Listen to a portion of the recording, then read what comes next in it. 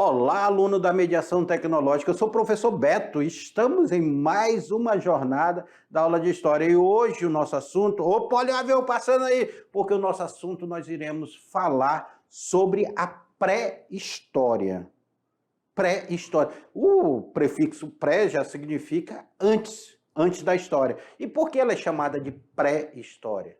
Porque a história ela é considerada no momento do aparecimento da escrita.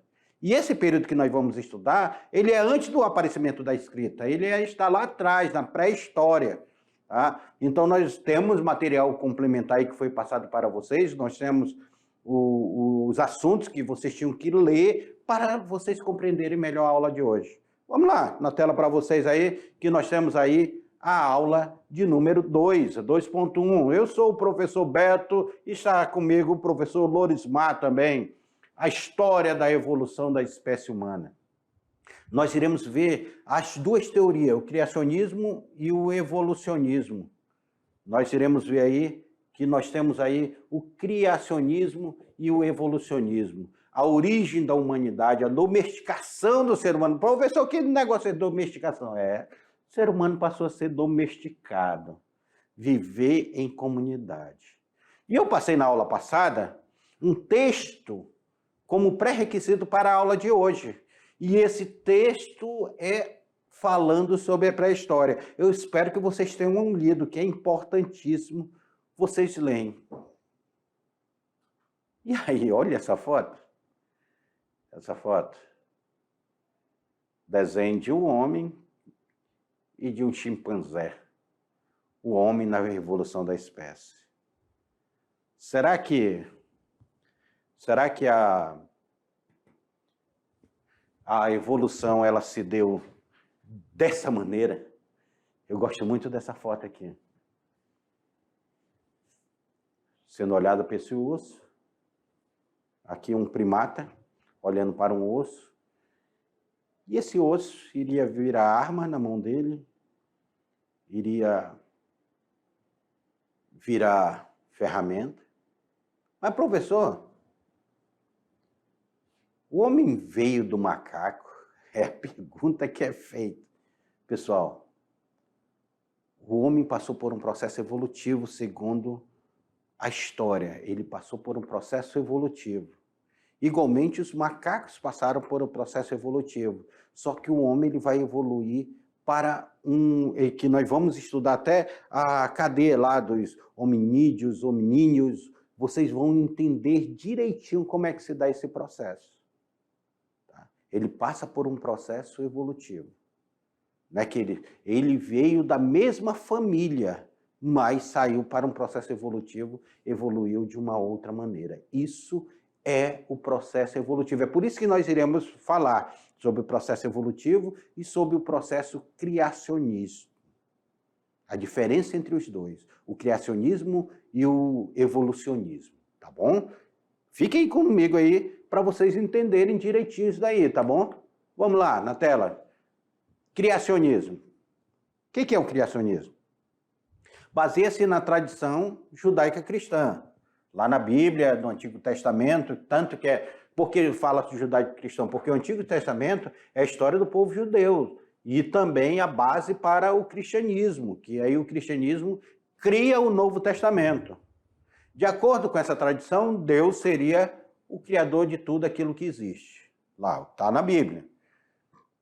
Depois de ter gerado a terra e todos os seres vivos, teria criado Adão e Eva, dos quais toda a humanidade, até nossos dias, descenderiam. O criacionismo, que foi retratado nessa imagem aqui, essa imagem, ela fica, sabe aonde?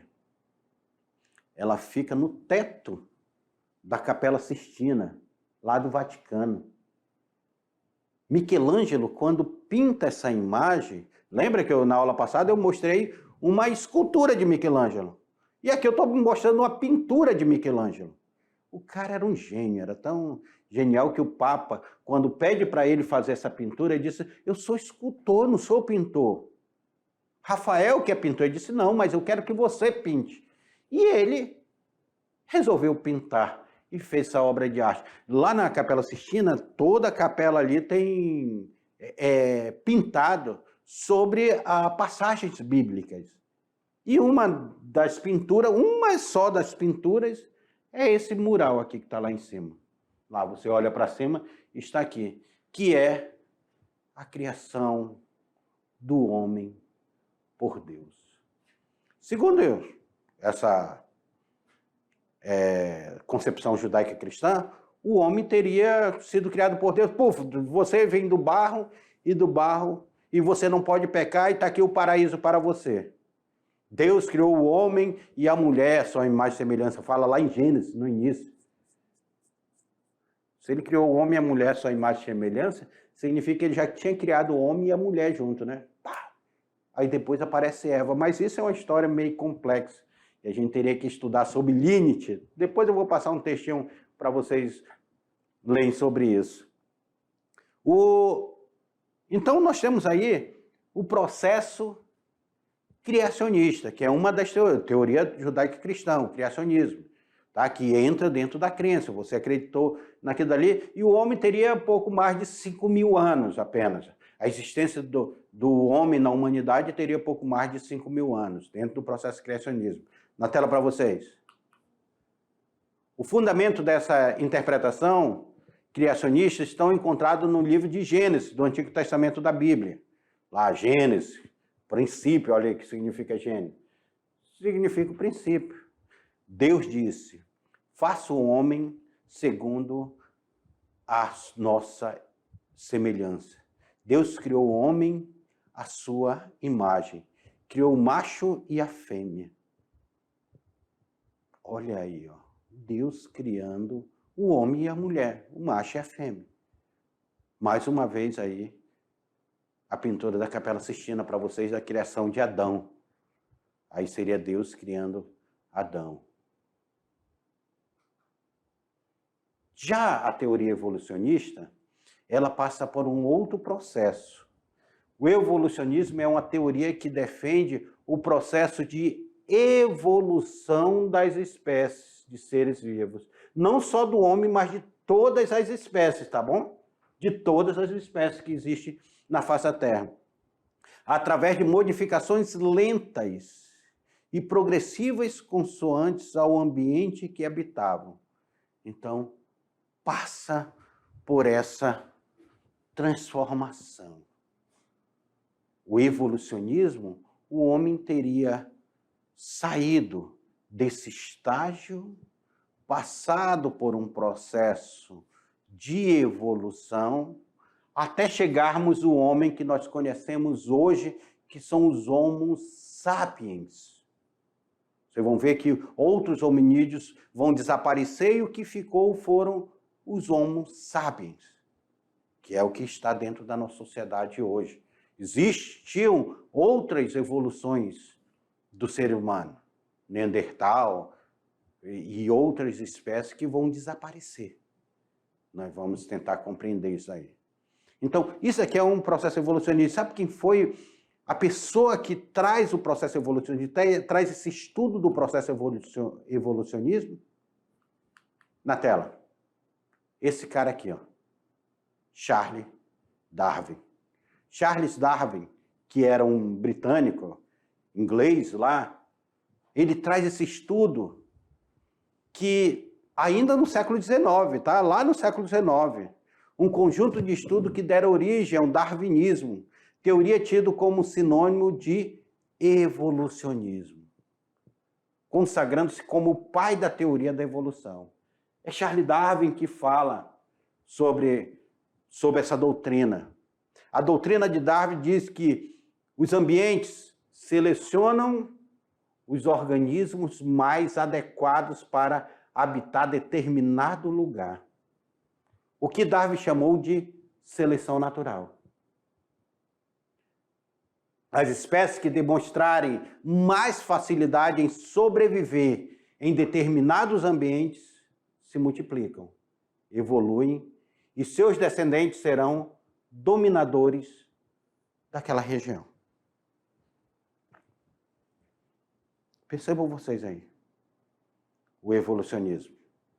Darwin disse isso daí. E ele não está falando só do ser humano, não. É claro, depois vão ser deturpadas algumas ideias de Darwin quando se coloca no darwinismo social, os europeus tentando dizer que eles eram a espécie mais evoluída e tentando dominar outros povos quando eles saem para o domínio da América, o domínio da Ásia e o domínio da África. Mas Charles Darwin ele fala que as espécies elas vão se evoluindo. E quando elas se adaptarem, vamos supor, lá no frio, a espécie que mais se adaptar no frio, ela vai permanecer ali e ela vai dominar, como um urso polar. O urso polar dominou lá as áreas geladas. Lá no fundo do oceano, os peixes se adaptam, tem peixe que tem até luz própria. Fizeram uma adaptação e dominam as profundezas. E o Homo sapiens se evoluiu e ele passa a dominar a sociedade. Na tela. A origem da humanidade. De onde viemos? Quando e como nos tornamos humanos? O ser humano faz parte da ordem dos primatas. É aquilo que eu falei para vocês. Não é que eles vêm dos macacos. O ser humano veio do macaco, mas ele faz parte da ordem dos primatas, constituída por espécies que têm algumas características em comum. Quais são as características? Cérebro grande, em relação ao tamanho do crânio, que por sua vez é pequeno em relação ao corpo. Então o homem ele tem um cérebro grande em relação ao crânio, mas é pequeno para o corpo. Os olhos e nariz na parte frontal da face. Isso os primatas têm, o nariz na parte frontal. O cachorro não tem o nariz na parte frontal. Focinho dele, né, do cachorro. Então, não faz parte dessa espécie. Mamas no peito, característica do primata. Membros com 5 dedos nas extremidades. Um dos dedos em oposição aos outros 4, ou seja, o nosso polegar, aquele que nós damos legal, ele é em oposição aos outros 4 dedos que os primatas têm. Capacidade de ficar em pé, também os primatas têm essa capacidade. Na ordem do primata, pertencemos à família dos... Aqui que eu quero que vocês observem. Na ordem do primata, nós pertencemos à família dos hominídeos. Hominídeos, ok? Família dos hominídeos. A família Hominidae, olha aí, aqui termina em EO e aqui em AE. Hominidae passou a incluir humanos, chimpanzés, bonobos, gorilas e orangotangos. Por esse motivo, hoje usamos o termo hominídeo. Hominídeo, para nos referir a todas as espécies e seus ancestrais. Então, o termo hominídeo se refere a quem faz parte do grupo do hominídea. Vão acompanhando aí, não perca o raciocínio. O grupo que inclui somente nós, seres humanos, e nossos ancestrais, está a nível taxonômico de tribo. Isso significa que nós, humanos, e os chimpanzés, por exemplo, somos tão próximos evolutivamente que não somos diferenciáveis a nível taxônico de família. O grupo que inclui somente nós, humanos, e nossos ancestrais mais próximos é a tribo Hominini. Portanto, são membros da tribo Hominini que chamaremos de hominíneos. Aqui eu coloco para vocês entenderem mais ou menos como é que se dá. Todos os primatas e o ser humano, ele faz parte desse quadrado vermelho aqui, ó, de hominídeos. Todos, ok?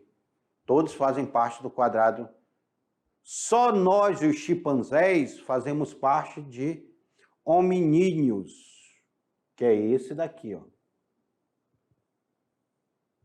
E só o ser humano faz parte de hominíneos, com I, não mais com E, que é a nova classificação. Pessoal, esses são estudos classificatórios mais recentes.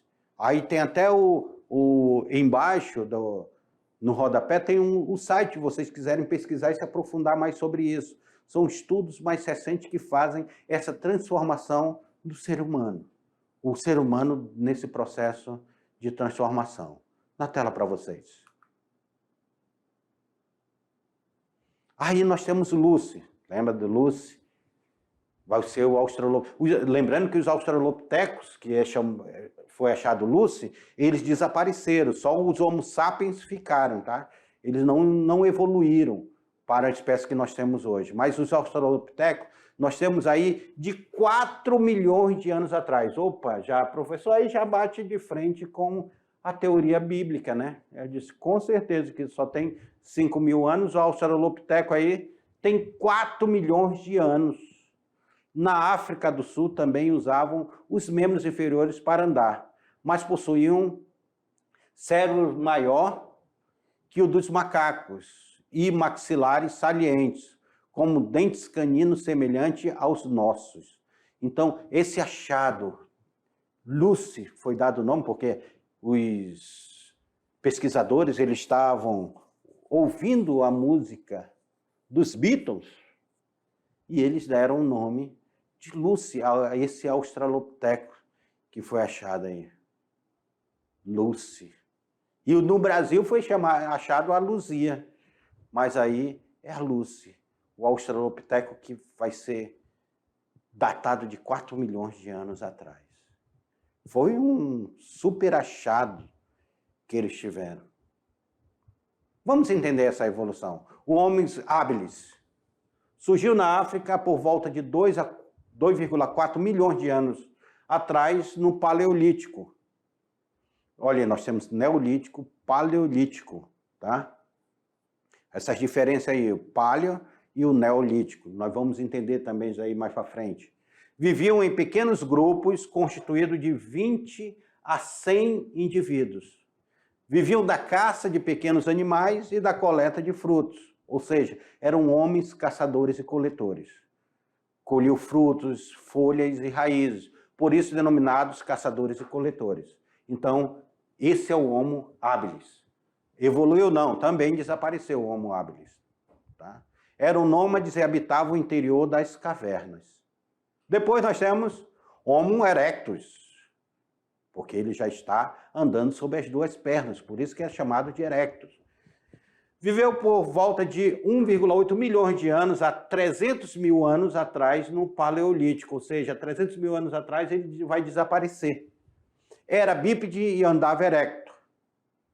Viveu na África e se espalhou pela Europa e pela Ásia. Podia atingir 1,70 metros de altura. Mandíbula e crânio maiores que o dos australopithecus. Viviam em cavernas e eram capazes de fazer utensílios de madeira. Então, esse Homo erectus aqui também vai desaparecer. Outra espécie de hominídeos, nós temos os Homos neanderthalenses, os neandertais. Surgiram há cerca de 400 mil anos na Europa e no México Oriental, sendo encontrado na Alemanha. A altura dele, dos que foram achados aí, a altura de 1,60 metros, mas eram bem robustos, pernas curtas, queixos e crânios parecidos como o do homem atual.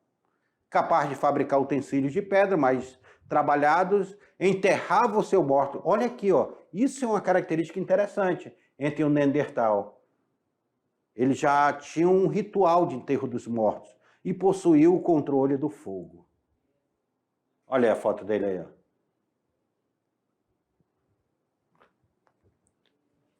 Vem cá comigo, aluno. Professor, esse Neandertal lenses aqui, o Neandertal, ele desenvolveu, eles vão desaparecer. Isso que eu quero falar para vocês. Todos eles vão desaparecer, porque o único que vai se evoluir, aí vem dentro da evolução das espécies, vão ser o homem que vai utilizar a cabeça, o Homo sapiens, que vai ser o mais inteligente. Então ele vai se desenvolver e ele vai dominar. Acredita-se que devido a conflitos entre esses, o Neandertal, entre os Homo erectus, entre os Australopithecus, eles vão desaparecer. Vão desaparecer. E o único que vai estar na evolução chegando até a nossa atualidade é esse na tela de vocês aí, esse daqui, o Homo sapiens. O Homo sapiens surgiu há cerca de 350 mil anos na região leste da África. Eu quero dizer para vocês que toda a vida humana estudada partiu da África, tá? E foi ocupado o restante do mundo. Responsável por diversificação e especialização dos instrumentos. Fabricou anzóis, arpões para pesca, lanças, machados de pontas de projetos para caça,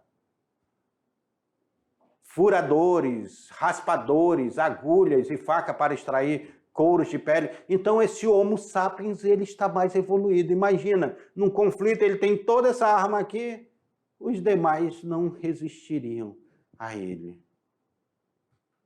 Outra característica aí, vai viver, lembra lá do Paleolítico, agora nós entramos no Neolítico, a nova idade da pedra, o Neolítico, nova idade da pedra. Espalhou-se gradativamente a partir da África Oriental em direção à Ásia, à Europa, desde 200 mil anos atrás. Meus queridos alunos, é isso que eu quero, vem cá comigo aqui, é isso que eu quero falar para vocês. Esse conflito de datas entre a evolução das espécies, porque pela evolução das espécies, o Homo sapiens, que somos esses nós que estamos hoje aqui, ele vai existir a partir de 200 mil anos. Enquanto, pelo criacionismo, o homem só tem 5 mil anos. É uma diferença aí, entre concepções. Tá? Mas um trabalha com a questão de pesquisa científica, e o outro é questão de fé. É aquilo que você acredita. Tá bom? Na tela para vocês. É a espécie a qual pertencemos. Datado de maior inteligência, desenvolveu novas técnicas de produção, instrumento de pedra e outros materiais. Então, vai ser já um Homo mais, espécie Homo mais inteligente, mais adaptável, mais desenvolvida. Construiu cabanas e tendas com galhos, peles e ossos de animais e usavam vestimentas feitas de pele e couro. Ou seja, ele não é o homem das cavernas. Ele não está na caverna. Ele está construindo sua própria moradia. Ele está caçando. Ele está se protegendo. Outra característica, sepultava os seus mortos com práticas de rituais. Já tem prática de ritual, então já tem uma crença aí na questão da morte. Eles já possuíam algum tipo de crença. Produziam manifestações em arte rupestre. Lembra daquelas pinturas nas cavernas, na arte rupestre? Pois é, eles já faziam essa arte rupestre. Essas representações. Representações de caça, representações de rituais. É a partir dessas representações que vai se entender esse homem. Então, nós temos aí essa, aqui, ó, vocês quiserem ver essa fotografia, nós temos aí o endereço, tá, do site. E esse texto tirado do livro da Maria Luísa Weiss. A domesticação do ser humano. Por que domesticar?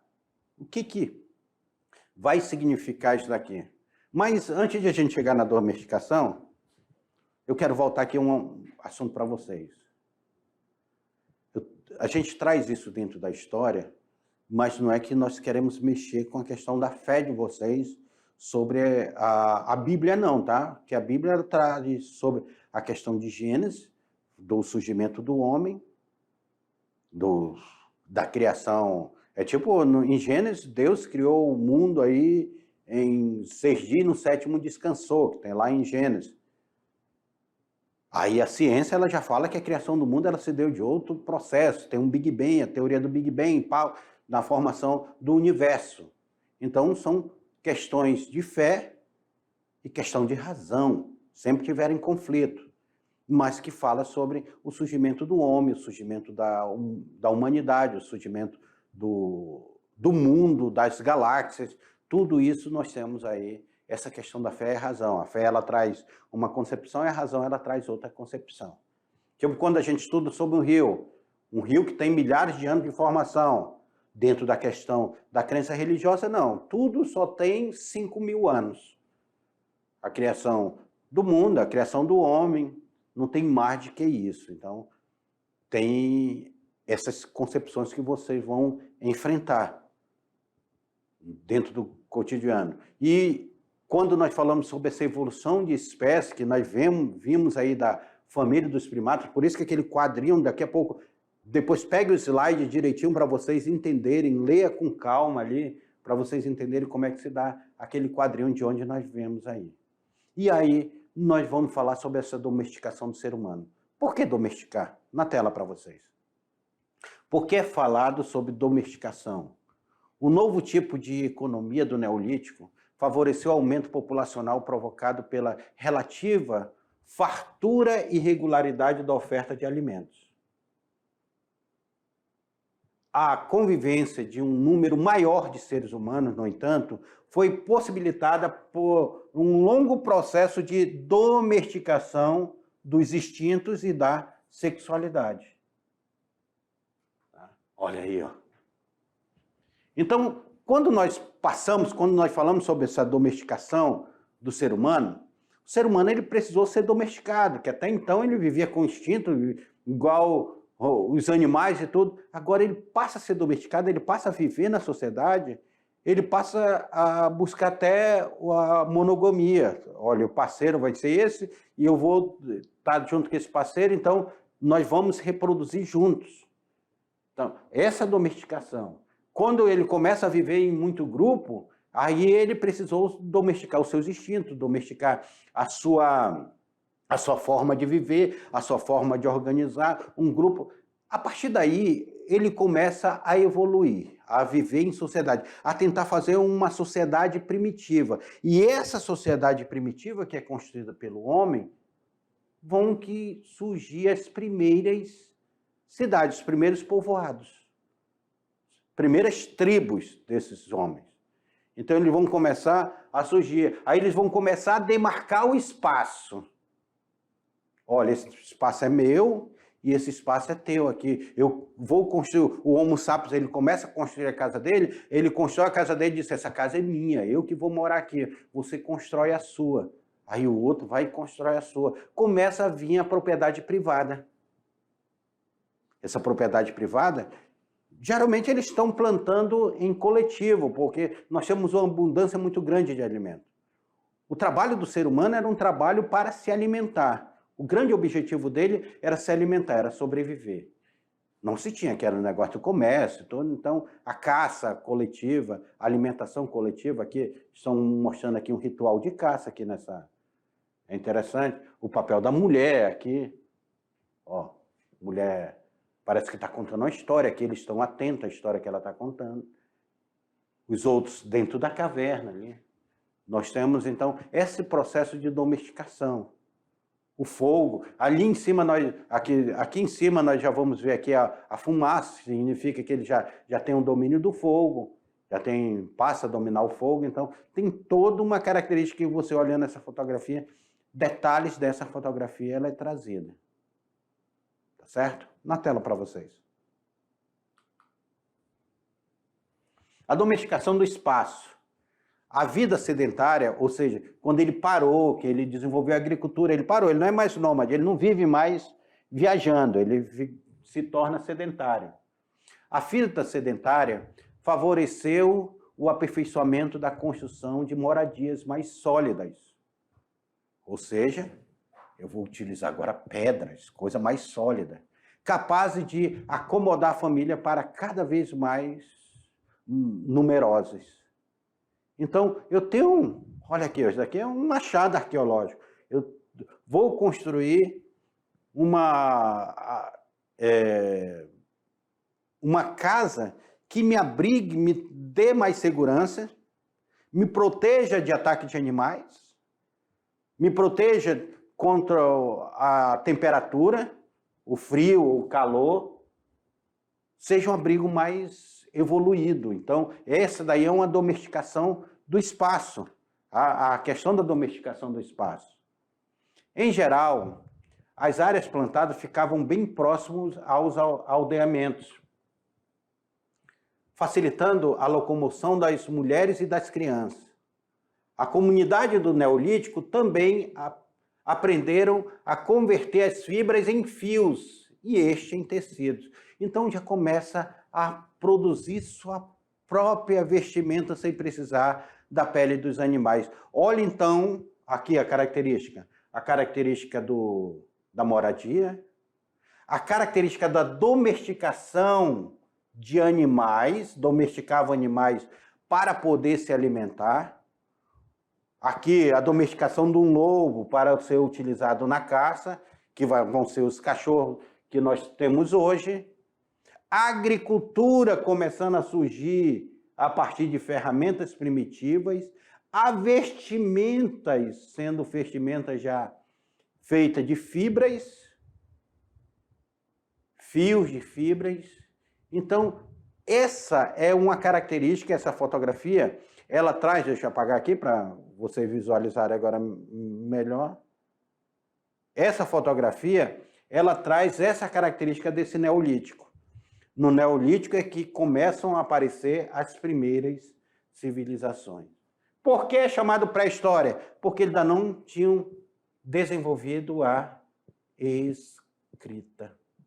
A escrita eles ainda não desenvolveu. Então ainda viveu o Neolítico na pré-história, a formação dessas comunidades ainda da pré-história.